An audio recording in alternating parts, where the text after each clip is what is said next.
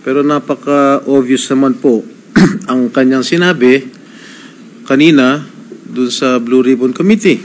Ang sabi niya, if I may quote, well, if I may, kung maaari ko siguro ikomento, is siguro kung yung Napoles cases inauwi doon, halip na absuelto, kulong, baka hindi na nangyari itong mas malaking kurakot.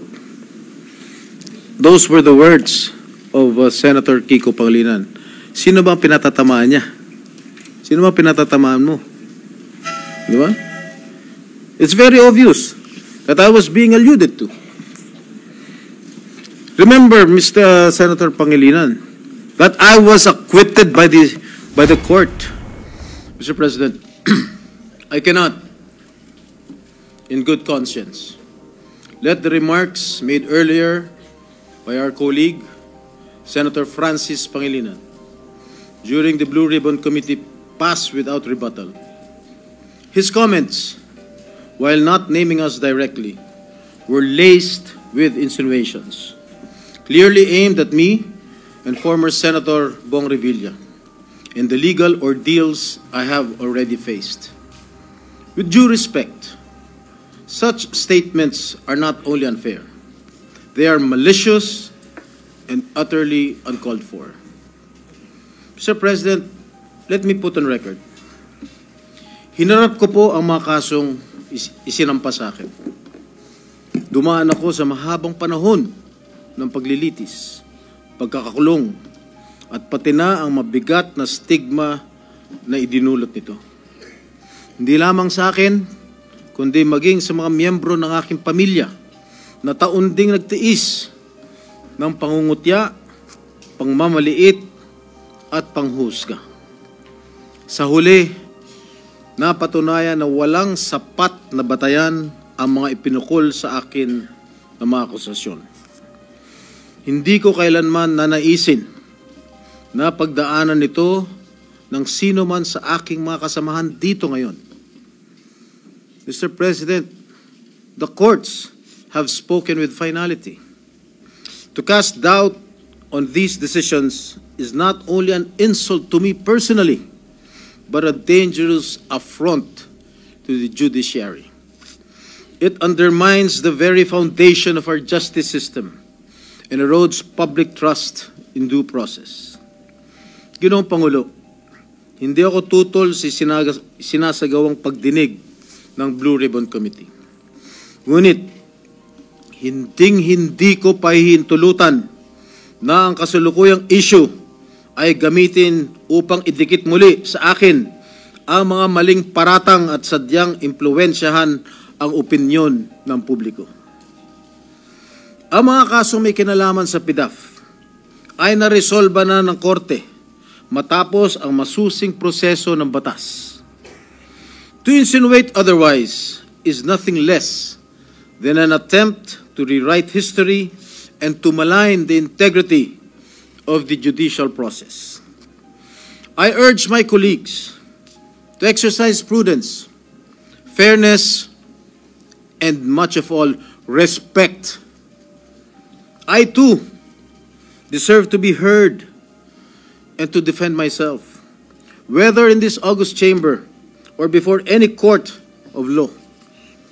I am more than ready to dismantle the baseless lies being peddled in the Blue Ribbon Committee, come hell or high water. And I will not allow discredited narratives to be weaponized for political grandstanding. I will not allow my honor, hard-earned and vindicated by the courts, to be sullied by careless remarks. And I hope the committee, the Blue Ribbon Committee, will expunge from the record such malicious and unwarranted remarks that serve no purpose but to malign and mislead. Thank you, Mr. President. Thank you, Senator Serrano. Majority Leader. Senator Francis Pangilinan is recognized. Thank you, Mr. President. Just a very quick manifestation. For the record, there was no intention of maligning any individual. In the manifestation we said earlier during the committee hearing of the Blue Ribbon Committee, Wala pong personalan, gaya ng nabanggit ng butihing senador, wala po tayong pinangalanan. Humihingi tayo ng unawa dahil bago pa nung hearing na yon, tayo po ay humurap sa judiciary at doon din na tinalakay at pinag-usapan ang problema ng conviction rates, particular ng Sandigan Bayan. 47% ang conviction rates ng Sandigan Bayan. Ibig sabihin, sa bawat dalawang kaso, isa absuelto. That was the context, Mr. President, of our manifestation earlier. There was no intention of maligning any senator with that manifestation. For the record, Mr. President, and again, humihingi tayo ng unawa kay Senator Jinggoy Estrada. Wala pong personalan yung ating earlier manifestation. I hope he will understand. Thank you, Senator Francis Pangilinan. Mr. President, yes, you may respond.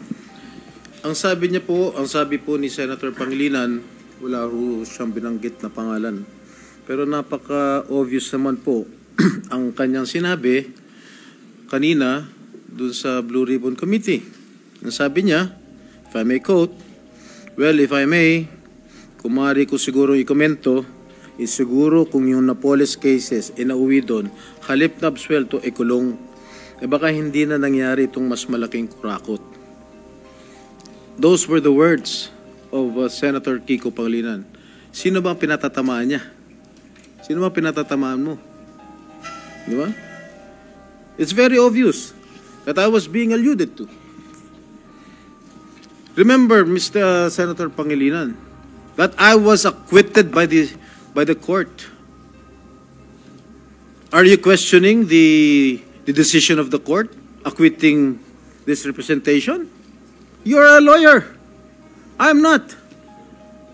You shouldn't be talking that way. You are undermining the judicial process in our country. You being a member of the bar. Thank you, Mr. President. May I ask, minute for suspension. Majority Leader. May I ask, very Session is clear- suspended. Suspended.